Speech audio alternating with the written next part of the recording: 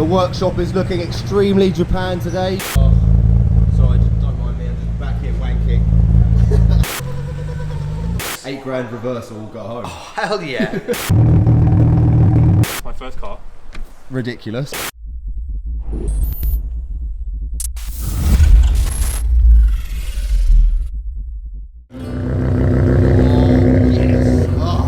Check out the lows on that. Surely you American viewers must be literally creaming your pants. A lot of you guys will recognise this RX7. It's owned by a very famous gentleman called Mr. Kyza. So sick. Can you slam it for us just so we can see what it looks like? Oh yeah! Oh look at that, that's really neat, isn't it? It almost looks like it's factory, man. What are you doing to this? Just an MOT for Kyza? Yeah. Welcome Mr. Scousey. Hello mate. Mr. Lou. Yo. Mr. Ashton. Mr. Muzzy. Yo, yo. Mr. McGott. It's very JDM over here, man. We're actually going to be doing an episode with Muzzy a little bit later on. He's going to be helping me choose a new steering wheel for our RX7. This is relatively speaking quite stock. Everything's like standard on it. Like. Still got the original rat's nest, a couple of little HKS filters, nice little strut brace here. I'll quickly show you guys inside. This is inside Kyza's car. Because obviously it hasn't got the sort of loads of Defi gauges like we've got, but it's actually really clean in here. Original leather interior as well, which is in really nice condition. 137,000 kilometers, so about 80,000 miles, which is pretty decent for an RX7. Sounds pretty gorgeous too. Wheels are pretty cool as well. They are a 1552 Motorsport, really nice with the gold centre and the polished lip. We've got a carbon fibre front splitter, carbon fibre side skirts down here, carbon fibre canards, carbon fibre rear boot spoiler and a carbon fibre roof spoiler as well. It's a very clean RX-7 to be fair. The workshop is looking extremely Japan today. Mark 4 Toyota Supra, the guys are doing an engine build on, really nice car that. This is literally a dream car, Bayside Blue R34 GTR. Absolutely savage. We've got the BC spec Mitto car looking pretty savage. Now lots of canards, it's got little side skirt extensions. Mitto's actually going to be doing a boot spoiler install today. Last but not least, we've got a really nice S14 in the corner, one at Scous's customers that's having some service work and some maintenance done just to get it up to scratch. Quite nice in white as well. I do like the 14s in white. It's quite a sort of striking colour and kind of shows the lines of the car.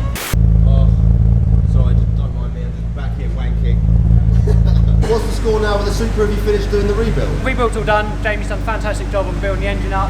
Super smooth, like smoothest 2-day you probably hear out there.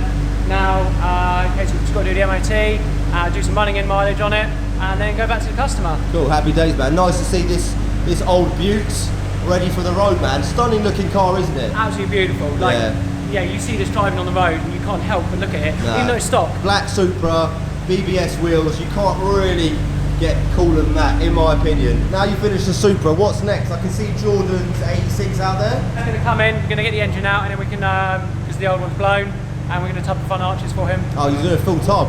Nice, man. eBay quality. Technically, that's made out of 2 handbrakes now. I broke the first one. If you look at the angle of that, it's a V, pinches itself.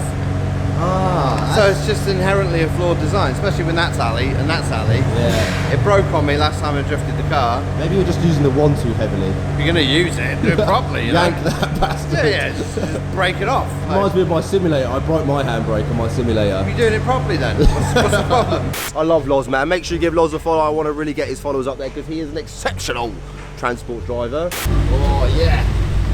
Lovely, man. RB baby. Can't get enough of this car. I know we saw it in the last episode, but we'll be seeing it again because it is sick. I'm going to chuck Marty's Instagram down here as well, the guy that owns it. He's a really nice chap and he's promised to do a little video with me as well once it's finished. So yeah, if you guys could give him a little follow, really appreciate it. Mitto's on the move. You can tell Mitto's Japanese because he revs it up. Sounds good.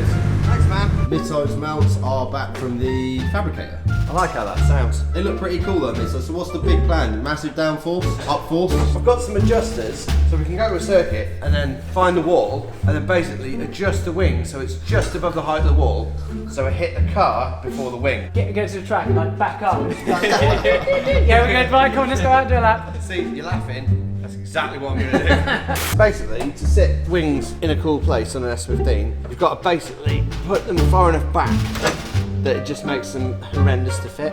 The other bolts are behind here, so you've got to shove your hand up this hole. And then pretty for nicotine. yes, there's a big old washer on there and a nut, so. Alright, how's it going? Love you, man. When are we going to start my own merch line?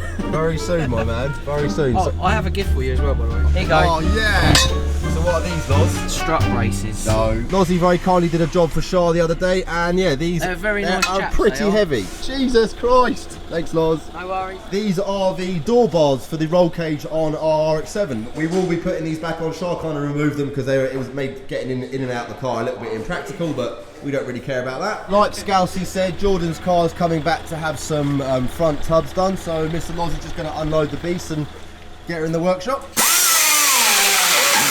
For anyone moaning about safety, it's alright, I've got Crocs on. Top tip for wing installs, never bolt everything tight until you've actually got the wing blade on. Very good point. So I get the wing, we'll bolt that on, and then we'll be all winged out. And you got the wing over here. Over there. Really nice bit of carbon. This is what wing is it, Mitty? It is a Sard wing. Oh, a Sard wing. So this is actually worth some bucks. I've got a carbon one, Simon's got a carbon one, we've all got the same wing somehow. That's the only one, and it's going on the car that's most likely to get stuffed in the wall. So, sorry, Yeah. anyone who's like crying right now, I'm not, I don't care. If you look there, the end plate's missing, there's some cracks. Oh yeah. So I've had to repair it. A lovely chap called Lee with a really nice RX7. He had it on the back of his car, Rocket Bunny kit, the thing's mental. And some nice chaps walked past it and booted it off his car for him. Joking. No, so it broke all the brackets. Damage, yeah. So there's bits of damage on it, and obviously, like for a drift car, I was like, well, that's fine for me. Doesn't you know? really matter, But yeah. I didn't expect it to look as wild as it does, No. and when the graphics hit it, It's going to look badass. I've seen the graphics as well. We can't say anything, it's a total secret for now, but it's going to be controversial, put it that way. You've also got these quite cool little adjustment holes, because you designed these plates, didn't you? yeah. So what I did was I actually mocked them up in cardboard. So I had one of the lads hold the wing, and I sort of went, yeah, that's the right height, and then made them out of cardboard. Then went round the corner, like just round the corner there, to see John at Intermotive, who then turned them into a CAD file. But if you look, the coolest part about them is that swage gets bigger, so it makes it look like it's going fast. That's cool, man. I like that. That was my logic. It looks fancy. It does. Let's get it on there. Okay. 1 hour later. At least we can sort of show the audience a rough idea of what she's going to look like. The only bit that's really missing is the graphics. Yeah. So we're going to do the graphics, like I say, on Thursday. Everything else is just like mechanical stuff, so I've got to make a handbrake. Quite nice with these brackets as well. It's not sort of super low mounted on the boot, but it is relatively I'd say speaking still, mid- it's quite low mid-mount. mounted. Oh yeah, mid mounted. Mid-mount, yeah. Yeah. Mitto's actually using nylock bolts and these nice little washers just to make sure everything stays neat in place. Nothing backs off when it wobbles around. No, you don't want your wing falling. You don't want your wang falling off. Wobbly wang. Wobbly wang. We'll kind of come back now. We'll come out of night mode. Yeah, it looks really good, man. I'll come a little bit lower so you guys can kind of see up there. Yeah, that looks good, dude. It looks like it's got 800 horsepower, and really it's got 340. But which you know is still what quite that a means? lot. Just drive it faster. And then rev it up lots like it's got a really heavy clutch. No, you just rev it up lots because it sounds good. Like there's no other reason. £8 reversal, we'll go home. Hell yeah, he knows what's up. Mr. Mitto has moved the car out so we can kind of get a bit of a better view. Mate, ready for nuggets. Happy? Good, that's what we like, smiling faces, man. I'd be happy too if that was mine. Hang on a second, I know you, Mr. Kyza. Certifiable legend. I haven't seen you since the Supra video. Yeah, that was quite a while ago. Yeah.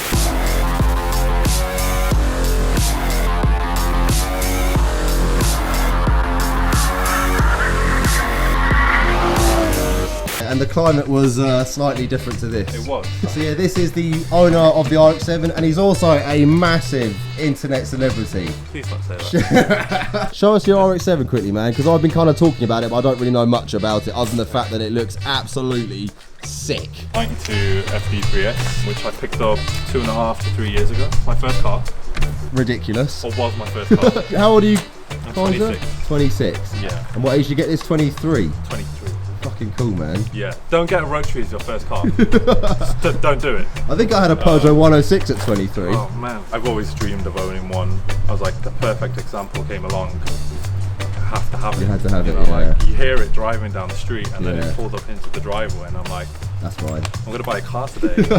Well, and you've actually got quite a few plans long term for this car, Yeah, haven't you? definitely. I own a body kit company, LTO, Live to Offend. We're mainly quite big in the US at the moment. I have a lot of ideas. I have a body kit designed for this as well, which I'll do in the future, you know, sometime. Given it's the only car I own right now, I can't really afford to do that. Take it off the road for a year now. Yeah, exactly. So I'll be making some small adjustments. Right now it's on Air, built by Intermotive, who is down there, funny enough. And to be fair to Scouts, you said you had a little go at it, and it does ride proper smoothness. It's honestly the best modification I've done to the car as a whole. You actually used to run this static, didn't you, on coilovers? Yeah. Which was a bit of a nightmare. It wasn't. It was manageable, but a bit of a pain in the it was arse. okay. And obviously with speed bumps, I had to slow down a fair bit. Yeah. I love low cars. That's why in all my renders, cars are just slammed to the ground. sick. You know, it's just got presence. Yeah. But yeah, large street port, probably running around 320 at the moment, but I still need to get it mapped. It was kind of flaming on idle. Yeah. When it's toasty, you get a lot of flames out the back, which is great when you're stuck on the M25 or any motorway and people are like right on your arse. You know, you can slip it into third, get some flames going, and then just slowly move back. You've actually got plans long term to maybe do some sort of thing at SEMA, possibly? Yeah. Yes, whether I use this car or not is still yet to be debated. I'm not too sure. It's a very, very clean shell. Yeah. So I'm like, do I not? You know, I want to do a big engine build on that as well. Red paintwork with the carbon accents and the gold rims. It's a nice package, man. You've done it nicely. Thank you. It's not difficult to kind of manage either. You know, you just check oil before you drive anywhere, keep an eye on coolant, and you're all good, just like any other car or any other old car. I have stuff already being designed and made for it for next year. Cool. Some simple mods, trying to add a cyber element there. Pop-up headlights as well, which I really like, man. Yeah, you gotta have the It's pop-up. iconic, isn't it? Gotta have the pop-up. It's the main reason why I love the car. I'm gonna chuck Kyza's Instagram down here if you want to have a look at some of his renders. They are, you don't need me to say it, but they are literally next level, man. This car's extremely tall. Thank you. How tall are you? 6'6". 6'6". God, I'm 6 foot and I look like a midget next to you. Let's have a demonstration how a 6'6" man gets in an RX-7. Stock seats, stock seat rails as well. A lot of people have issues getting in and out of these, but for some reason, I fit in it fine.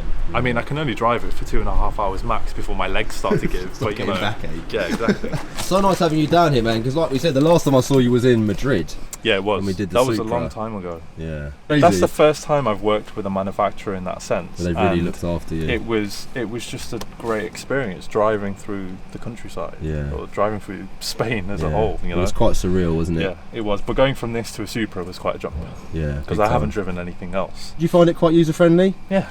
Yeah, definitely. Easy to drive, aren't they? Definitely. Hopefully we can do some more, and you sort of promised when the weather gets a bit better, you're going to come back and do I'll- some pictures I'll of the take you RX-7 out and in the stuff. car, hopefully when it's mapped as well. Star, thanks so much. Cheers, man. And Kyza's also promised to come and do some really sick photos of Georgie's RX-7 as well. Together as well, we should shoot them. We need to go and do a bit of a London brap, I think. We do. I've not done that yet, so we do. John has. Where are we at, Mitty? Batcave, mate. Well, we ain't seen the GT86 in a while, have we? No, so we're going to get a sneak preview. This is first reaction, this is. Oh, wow. Oh, dude. Oh, my God. Wow. That looks sick, man. How technical this cage is as well. What an absolute bastard to paint is the first thing I'm going to say. Them boys did it. That's right, they did it, not me. That is really, really good. Out of 10? Out of 10? Million, man. This is going to be so epic. It's quite nice now it's painted because you guys can really see sort of all the intricate designs of the roll cage. My favourite part is the gusset along the sill. So I was really particular about that gusset. And the main thing is it should keep you pretty safe. What's your sort of long-term plan with the car? Obviously it's going to be like a sort of pretty prolific demo car. And make it work and make it reliable and make sure basically the engine and driveline package works. Yeah. And once that's done, I might do like some fast laps with it or something, and then maybe developing the suspension and drifting. With the way I'm putting the drift cars together, like the geometry is very different to your standard kind of, you know, put a 2J and Y's fab in it, so I want a bit more of a dynamic chassis, I suppose, because it works differently, you know, it pitches the weight differently. Yeah. Once it's easier to do like engine conversions and just like get knuckles in it and geometry in it, like, yeah, like they're sensible money now, like cheaper to buy one of these than an S15. Shout out to Jack Shanahan, by the way, because he gave me a lot of advice in where to put the tubes of the roll cage. But he's much bigger than me, so it's more of a problem. Like, but I'll never hit my head. And who painted the car? Matt. We've got little caged laser logos and the gussets. I can't wait to see what you make this look like. I'm scared, man. What have I done? Oh, look at that fitment, baby! Oh, look at that! Sick! Love you lots, man. Great seeing you, dude.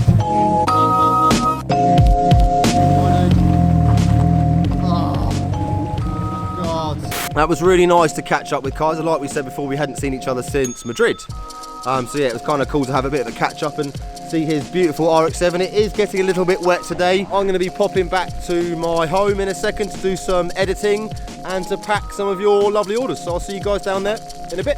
Back at the monkey pad. So first thing I'm going to do is print out all your orders and your labels. So I've got to print the invoices out first, print the labels out so I can stick them to your packages. Saves me kind of writing all the labels out. This is my little label printer, pretty cool. It's a Dymo label writer 400 if you're wondering, but yeah, you can print them out on thermal paper.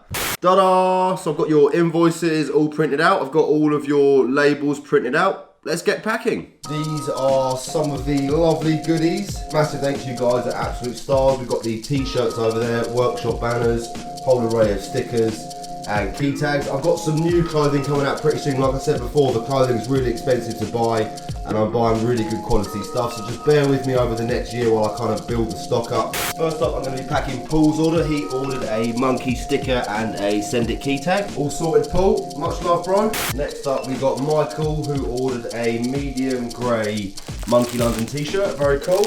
Also a JZX100 banner, which you can see there. Thank you, Monkey. Sorted. Michael gets a nice big tube so I can fit everything in. T-shirt is down there, that's his banner. I've chucked the invoice in the middle and I'll just chuck him a few cheeky micro monkeys for good measure. Mr. Michael, all sorted, brother. Lovely looking package just for you. Next up, good old US of A, Mr. Mike Bond. Your JZX100 banner is ready. Mr. George. Next up, we've got Mr. Dominic, who ordered 2 stealth monkey stickers, 2 monkey stickers, Send It key tag, and a JZX100 workshop banner. Good lad, monkey. Monkey sign of approval. Et voila. 2 of these, 2 of these. JZX100 banner. Send It key tag, which is there. As Dom ordered 4 stickers as well, I'm going to give him a free one, which is a S15 D1 SL. 5 minutes later. There you go, Mr. Dom. All sorted, buddy. Mr. Ashley, JZX100 banner. Mrs. Shannon, all sorted. Mr. Toby. Next up, we've got Leon, who ordered a grey Monkey London classic t-shirt and a black one as well. So 2 of those. Mr. Leon, all sorted, buddy. JZX sticker for you, Dan.